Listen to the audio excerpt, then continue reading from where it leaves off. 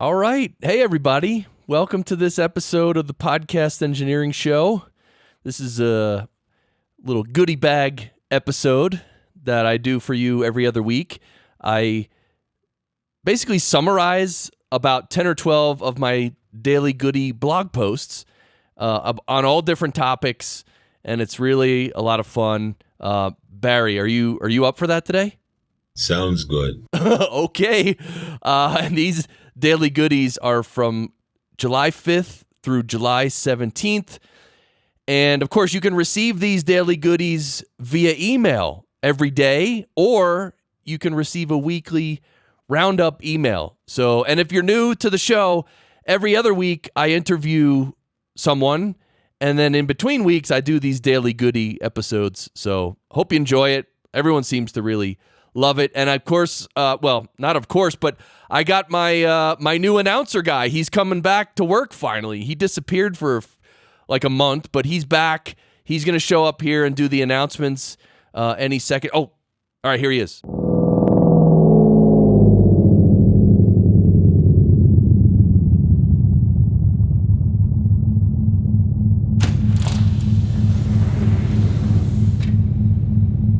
Thanks to everyone who comments on the website Daily Goody Posts. If you know anyone who would like to learn more about the technical production of podcasts, please share this show with them. The Podcast Engineering Show. Oh, and I have a question for Larry, who is my otherworldly sidekick. What is Chris gonna need in order to keep posting daily goodies every single day? You're gonna need a couple of horses or a couple of mules. Thank you, Larry. The next Podcast Engineering School starts in a few days on September 10th, 2019. Then the next semester will start in January 2020. Not only will you learn professional podcast production, but there will also be a class trip to my home planet of Riveraton after the 7th class. Podcasters Lounge. Tune in live every Wednesday, 9 to 11 p.m. Eastern Time, 6 to 8 p.m. Pacific. Lounge with your podcast friends and fans. Punarmilāma.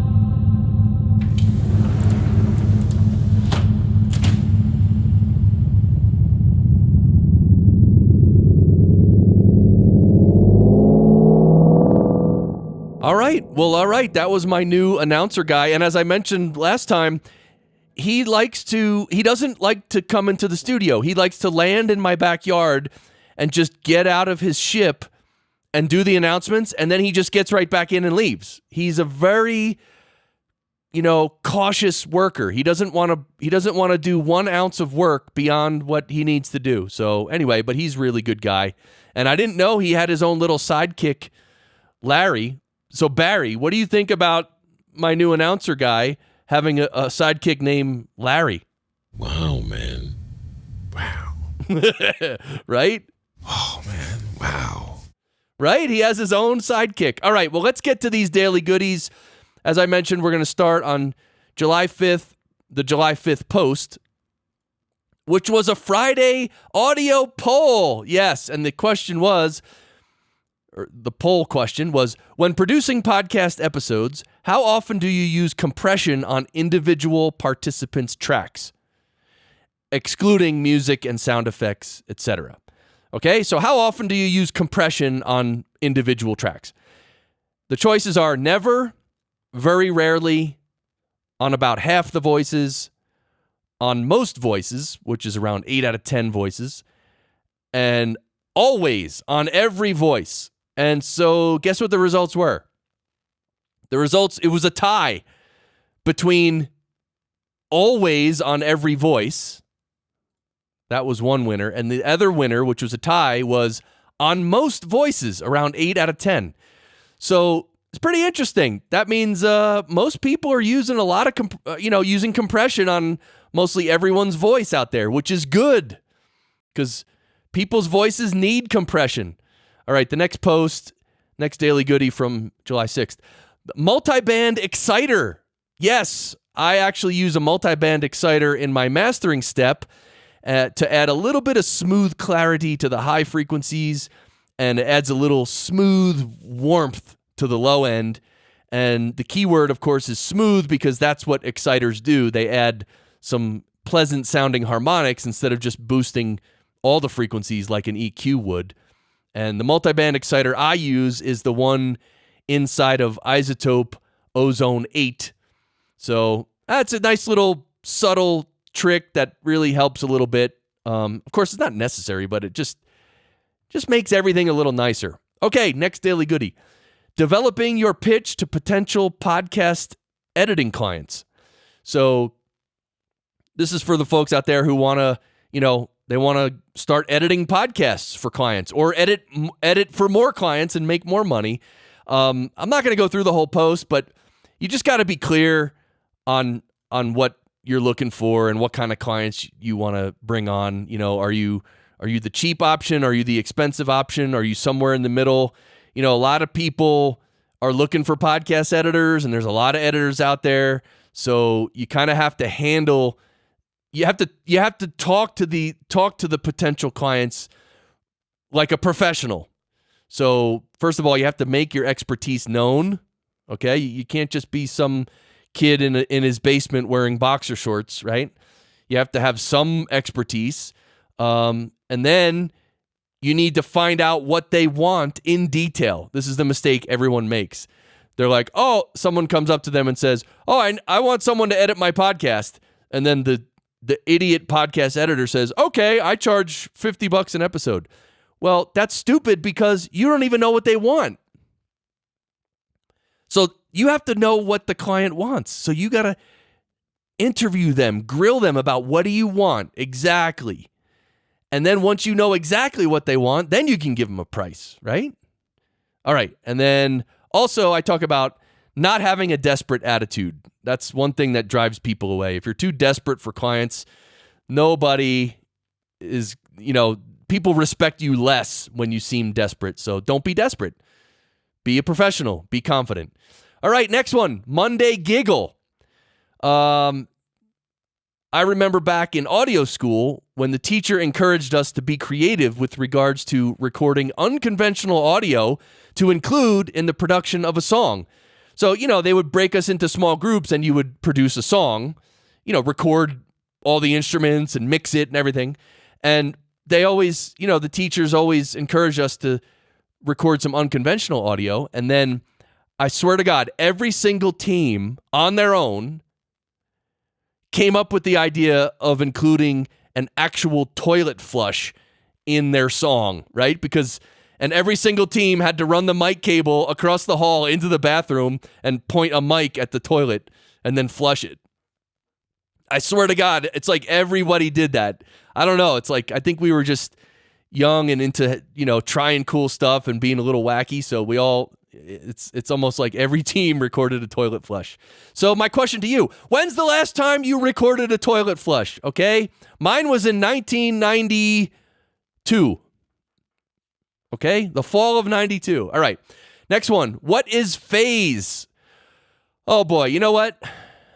I'll let you read this one. This is getting a little deep. So phase. I included a definition from Sweetwater's comprehensive glossary of audio terms. And here's the thing, though. Generally speaking, in podcast production, you don't have to worry about phase. But if you want to, be a professional and really know about audio, all aspects of audio recording, then check out that post.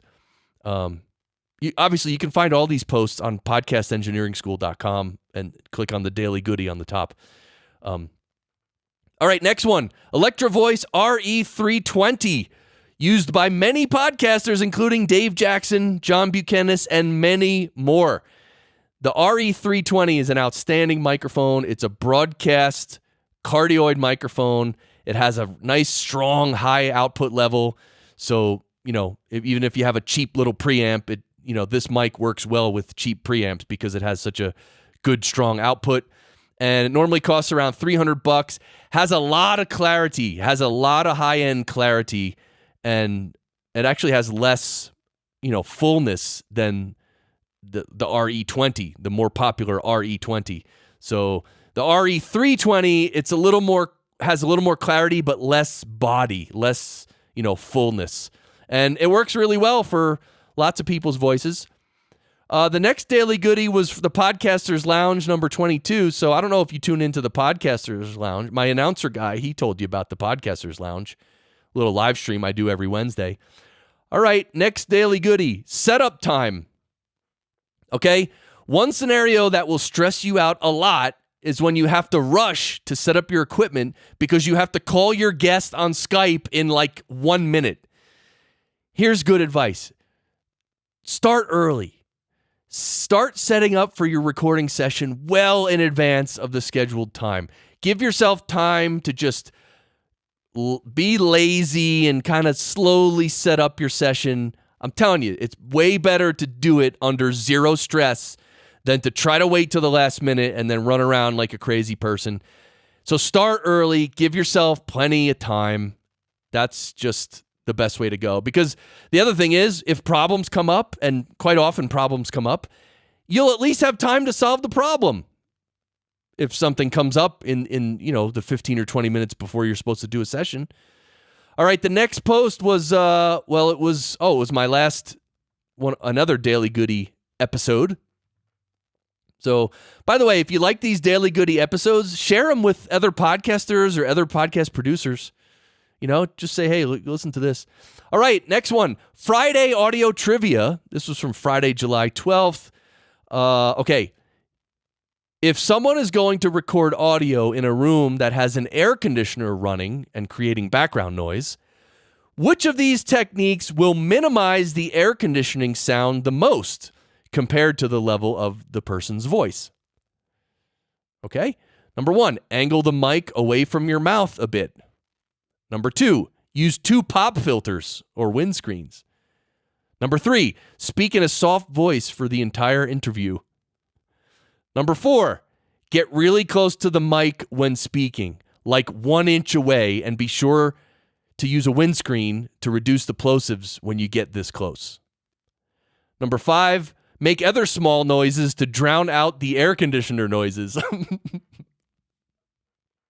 Then number 6, stay the same distance from the microphone the whole time. Okay, so the question is, which one of these techniques is going to minimize the air conditioner sound compared to the level of the person's voice? So you want the voice to be loud and the air conditioner to be way in the background. So which one of these will do it? The answer is number 4, get really close to the mic when you're speaking, like 1 inch away. Because when you get really close to the mic your voice is going to be very loud in the mic, and comparatively speaking, the air conditioner sound is going to be lower in volume. And so you want a better signal to noise ratio. Your voice is the signal. The noise is the air conditioner. You want lots of signal and a little bit of noise. So the trick is to get close to those microphones, people. All right, next one. Mix Checker Pro from Audified. Yeah, the Mix Checker Pro. Apparently it's a plugin. I don't have it yet. Yes, there are plugins I don't own yet, everybody. Okay, Ralph M. Rivera? Jeez, man. Okay, so the Mix Checker Pro, what it does is it models different listening environments. So you can listen to your podcast right from your DAW. You can listen to your podcast as though you were playing it through a car stereo, or as though you're playing it through a boombox, or as though you're listening through TV speakers. So it'll sort of mimic the sound of these different speakers right in your DAW. And so you don't have to go in your car and on your smartphone and on your earbuds and go play it through your TV speakers and play it with background noise, all that. Like, this app models all those things. It's pretty cool. I really want to try it. I forget what it costs. It's not cheap, and that's why I haven't got it yet. But I probably should get it. In fact, now that I'm talking about it, I want it.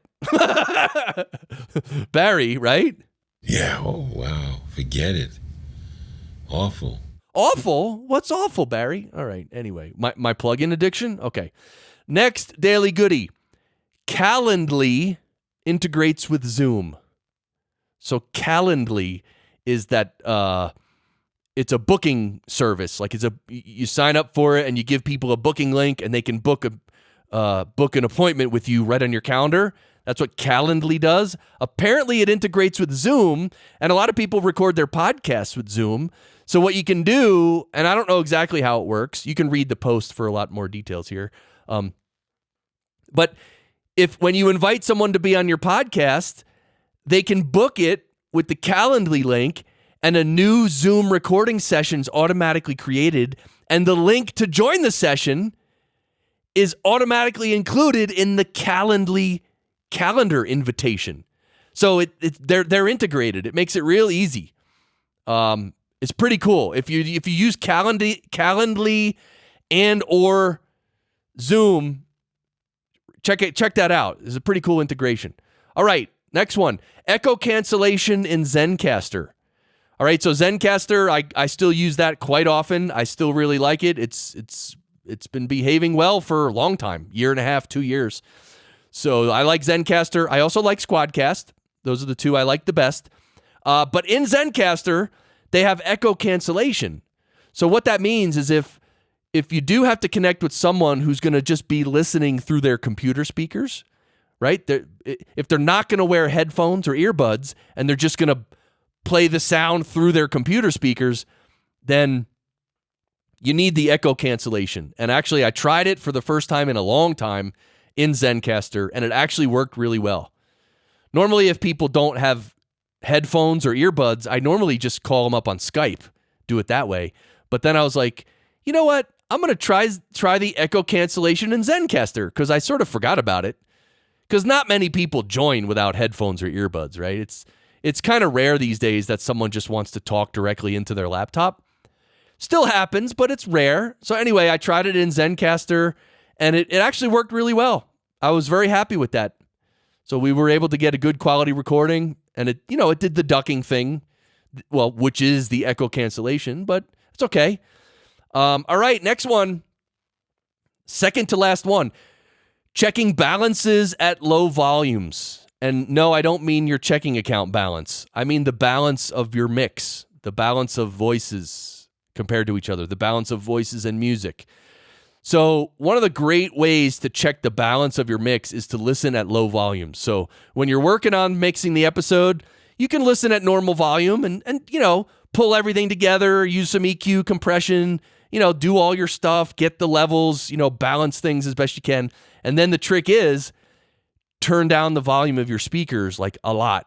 Like turn the speakers down so you can almost barely hear it. Maybe a tiny bit louder than that, but like turn the speakers down really low. And when I say speakers, if you're listening through headphones, you can also turn your headphones down really low. And it's funny, when you listen at really low levels, there's not much low end and there's not much high end anymore. It's mostly mid-range. And as we've discussed before, the mid-range is the most important band of frequencies when it comes to mixing, because that's where most frequencies live and it has the most impact on a mix. So when you turn down the volume like that all the way, pretty much all the way, you'll be surprised what you hear. What maybe one person's voice sounds quite a bit louder than another person's voice. So what you can do is just nudge it a little, maybe bring the loud person down slightly. Right? Just make small adjustments, and then turn it back up to your normal listening volume and check it at normal volume again. It's a really good mixing technique. All right, this is the last one, Barry. This is the last one. Wow, man. Wow. I know. Barry, we only cover like 10 or 12 daily goodies on these episodes. You know that, right? Senseless. Why is it? What? Senseless? All right. Anyway, the last one. Editing using faster playback speed. Yes, a lot of us editors, when we edit podcasts, we don't just listen back at normal speed. We speed it up. We speed it up because you can get through the episode faster, and you can still understand what's being said, and you can still hear an and you can see ums, obviously, but I currently use Twisted Wave, and the bad thing about Twisted Wave, I love everything about Twisted Wave. The only thing is you can't adjust the playback speed, which really bums me out.